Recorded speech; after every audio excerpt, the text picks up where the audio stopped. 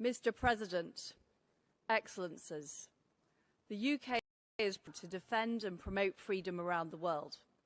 We come here to the Human Rights Council to unite in this shared vision. Together, we have a moral duty to stand up to aggression, especially when it comes from members of this very council. We remain concerned about reports of violations from China, particularly Xinjiang and Tibet, and other parts of the world like Afghanistan and Myanmar. But today, we must face up to the urgent situation in Ukraine. As we speak, Russia continues with its illegal and unprovoked invasion of Ukraine. The consequences of Vladimir Putin's unjustified aggression are horrific. Russian troops are laying siege to once peaceful European cities. Tanks are tearing through towns while missiles hit homes and hospitals. Putin is responsible for civilian casualties and over 500,000 people fleeing, with the numbers still rising fast. The blood is on Putin's hands, not just of innocent Ukrainians, but the men he has sent to die. He is violating international law, including the UN Charter and multiple commitments to peace and security. He's violating human rights on an industrial scale, and the world won't stand for it. The UK stands united in condemning Russia's reprehensible behaviour. There are no shades of grey in this conflict. It is about right and wrong. This is President Putin's war against a sovereign nation. There can be no apologising or excusing it. I urge nations to condemn Russia's appalling actions and to isolate it on the international stage. Russia is now becoming a global pariah. Just last week, we joined over 40 countries at the OSCE in condemning its aggression. The Council of Europe also voted to suspend Russia. And at the UN, we joined over 80 members in backing a resolution condemning Russian aggression. Meanwhile, Russia stood alone in opposing it. This is the cost of isolation, and it's a consequence of Putin's war of choice.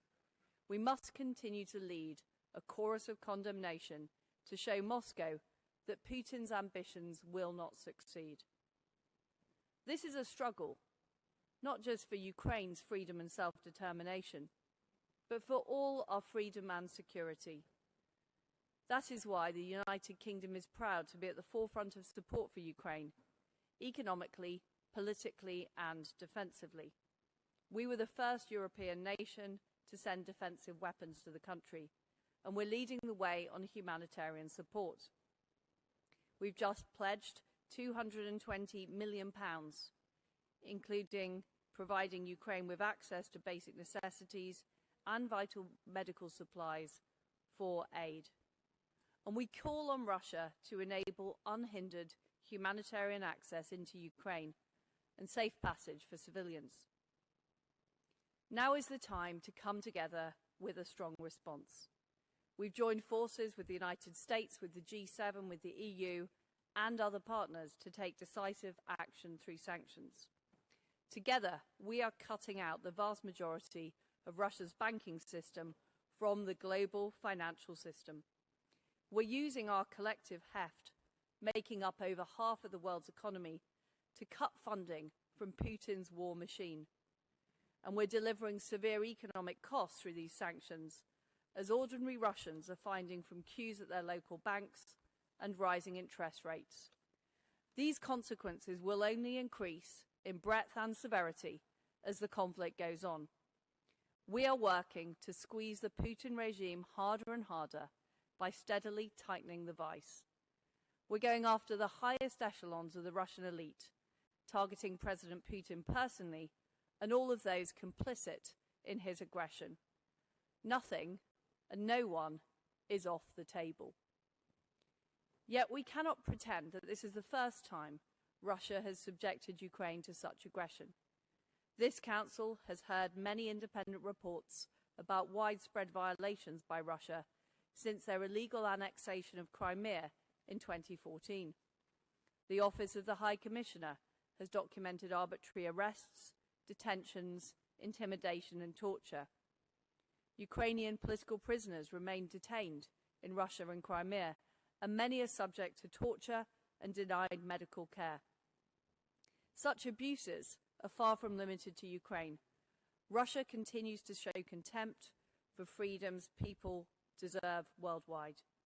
It continues to undermine Georgia's territorial integrity in breach of UN resolutions. It remains responsible for widespread violations in Syria. This goes hand in hand with what is happening to Russian people at home. The Putin regime is dogged by allegations of arbitrary detention, police brutality and torture. It continues to suppress freedom across the board, from free speech to freedom of assembly. Political opponents like Alexei Navalny continue to face grave threats. There are reports of people from the LGBT community being arrested, tortured and killed in Chechnya.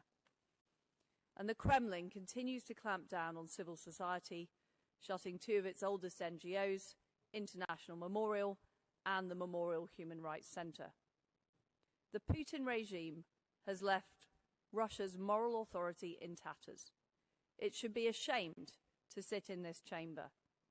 We know many Russian people feel the same way, which is why thousands of people have been arrested across the country at anti-war protests. But no matter how hard the Putin regime tries, they cannot hide the truth. At this critical moment, members of this council must make their voices heard.